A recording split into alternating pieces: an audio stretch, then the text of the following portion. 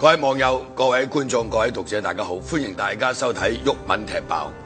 嗱，今日同聽日一連兩集呢，我都會踢爆呢個泛民主派黑金政治。泛民主派嘅所謂黑金政治呢，點解叫黑金政治呢？呢個黑呢，就係話你啲錢唔見得光，唔見得光嘅意思就係你收咗人哋嘅所謂嘅政治捐款或者政治捐獻，你又冇去申報。唔係，仲有俾錢嗰個人係嘛？係俾人踢爆咗先至係話係啊，我有啊。咁但係我點解話俾你哋聽啫？我同我老婆瞓覺唔通要話俾你聽咩？嗱，所有從政嘅人都必須要知道，你要比白更潔白，係咪？你係受選民付託嘅，如果選出嚟嗰啲議員，特別係泛民主派，長期企喺一個道德高地度，係嘛？不能夠有口話人就冇口話自己，係嘛？嗱，黎智英已經唔係第一次被揭發咧，佢係泛民主派嘅金主。嗱，今次咧呢一個咁嘅資料咧，就顯示佢過去2年咧，年幾2年咧，總共咧就捐咗4000萬，就俾呢個泛民主派嘅政團同埋呢一個立法會議員啊，幾乎係派勻，好似派片咁啊，派漏咗嗰個就係人民力量。咁大概黎智英仲係以為人民力量係黃毓民仲喺度揸緊 fit 嘅，係咪？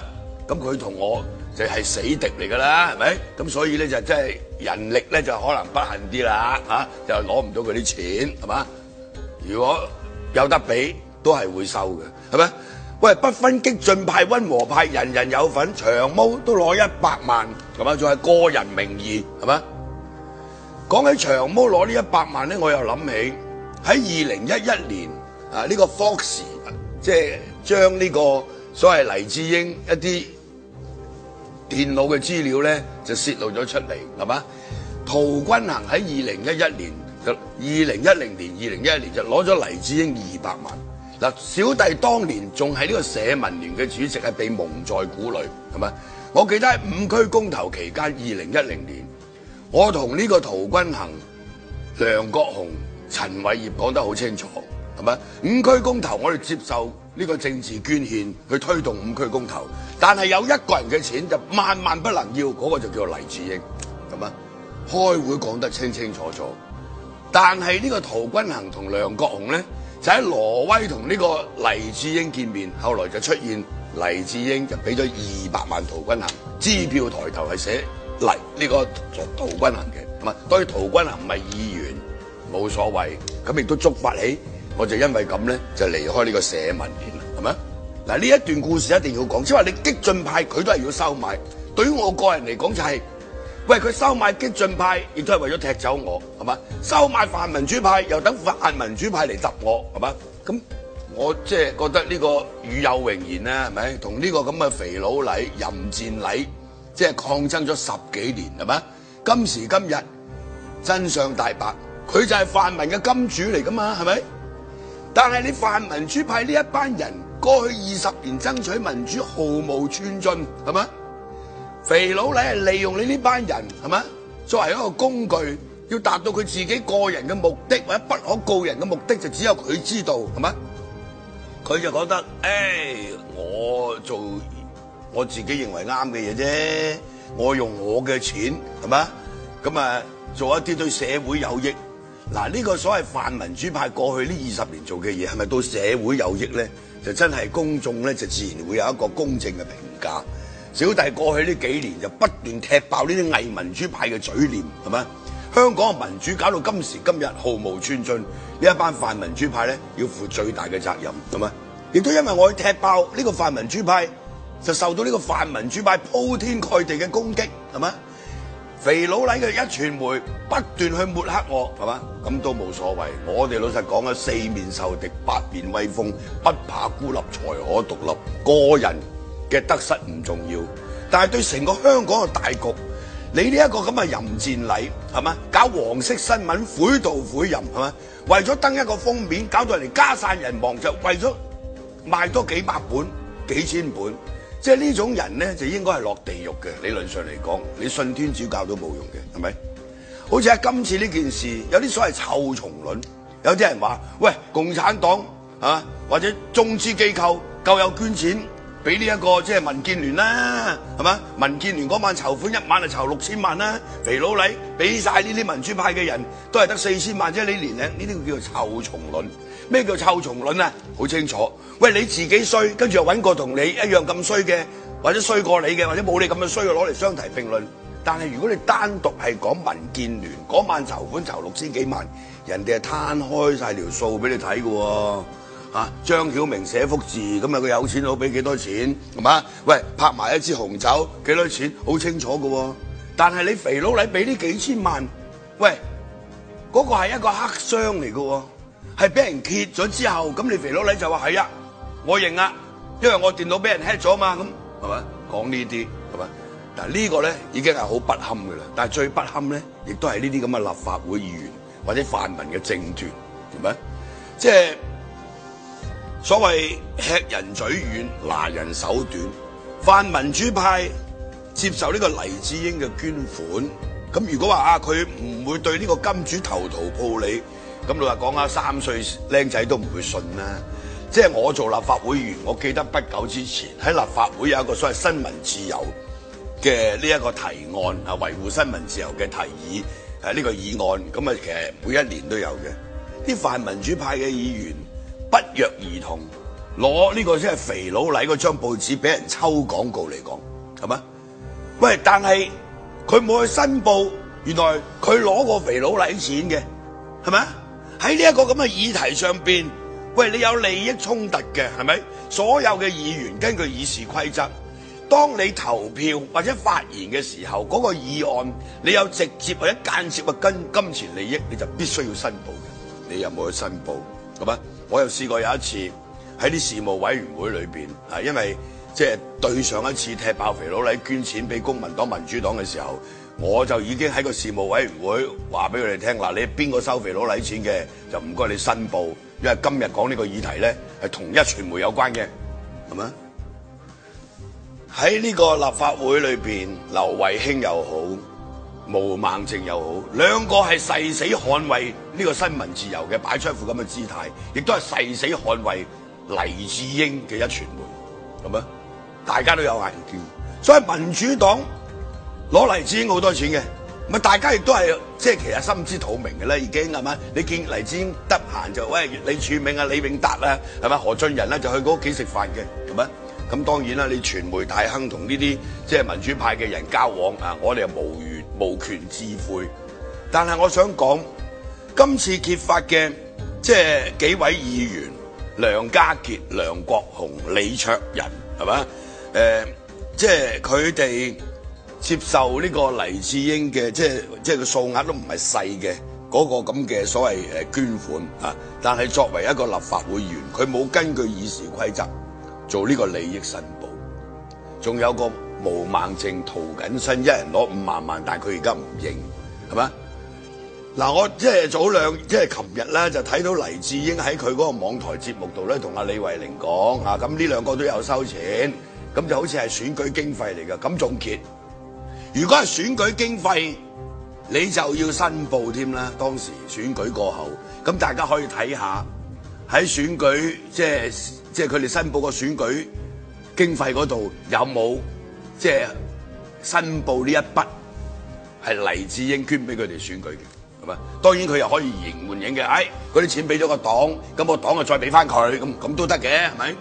嗱，呢啲咧就係話你會變成你完全呢班議員係毫無公信力嘅，大佬。政治捐獻有咩問題啫？我都覺得冇問題嘅，全世界都有㗎啦。